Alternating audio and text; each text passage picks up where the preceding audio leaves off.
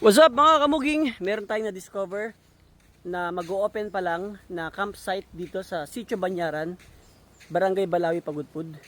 Kung gusto nyo matahimik ang buhay nyo, punta kayo dito. Meron silang simpleng CR at saka bathroom na rin.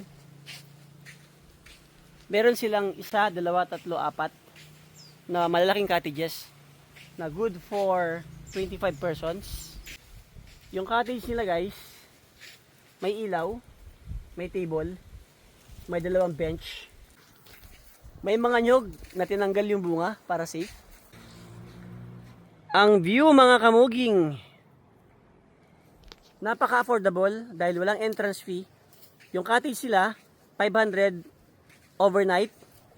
Pag maramihan, 1,000 overnight. Pwede kayo mag-tent, wala nang charge. Kaya pag nagawi kayo rito, hanapin nyo lang yung area ni Sir Jackson Lorenzo. Let's enjoy the sea habang summer pa mga kamuging.